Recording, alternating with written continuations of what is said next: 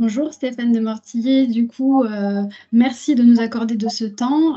Je vous contacte aujourd'hui pour que vous puissiez nous parler, nous présenter qui vous êtes, dans quelle association vous êtes et quel est votre lien avec l'ABCDR et comment vont venir contribuer les fonds de l'ABCDR pour votre projet. Merci beaucoup. Je m'appelle Stéphane de Mortillet, je suis chirurgien plasticien et je fais de la chirurgie plastique réparatrice pédiatrique dans le cadre de missions humanitaires. Je fais partie d'un groupe de chirurgiens qui s'appelle l'Opération Sourire et nous avons intégré il y a peu de temps en fait la chaîne de l'espoir, qui est une ONG très chirurgicale qui était orientée, qui a été créée par des chirurgiens, notamment le professeur Alain Deloche. Et cette ONG est orientée au départ était orientée sur la chirurgie pédiatrique, la chirurgie cardiaque pédiatrique et cardiaque en général. La chaîne de l'espoir a fondé des hôpitaux dans beaucoup de pays, et notamment à Kaboul d'ailleurs.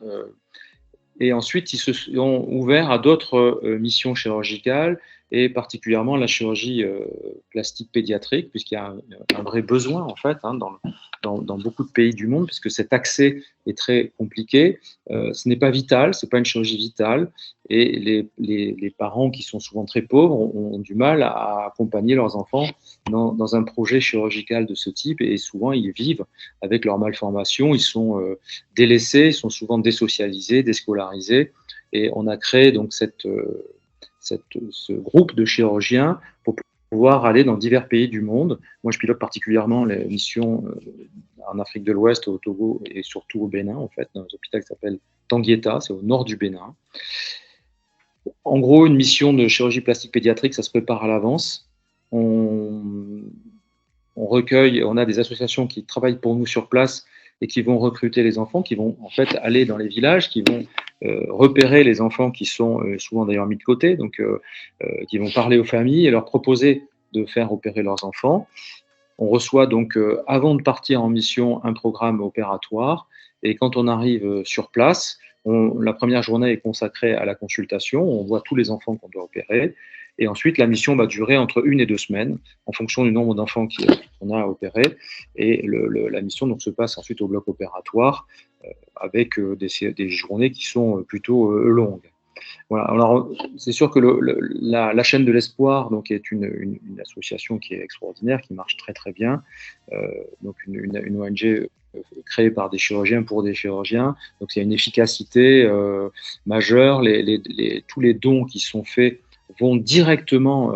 Il n'y a pas beaucoup de fuite, en fait. Ça va directement au travail, enfin, aux besoins directs auprès des populations. La chaîne d'espoir aussi recrute des enfants ou des adultes, mais surtout des enfants en fait qui peuvent pas être opérés dans leur pays d'origine, et les font venir en France.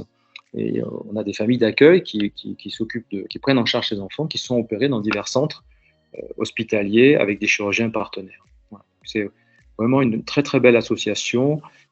Et je suis très heureux que les fonds de la BCDR, enfin les fonds qui vont être les bénéfices de la vente de cet ABCDR puissent aller à la chaîne de l'espoir. Je pense que c'est un très beau signal, un très bon signal. Voilà. Moi, j'ai participé modestement à la rédaction en écrivant un chapitre sur santé et solidarité.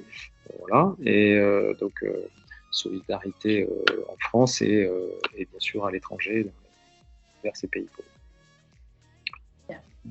Je vous remercie, c'est très très clair. Merci beaucoup pour votre contribution et cette présentation, en espérant que ça puisse éclairer les motivations et les externalités positives de cet ABCDR du développement durable.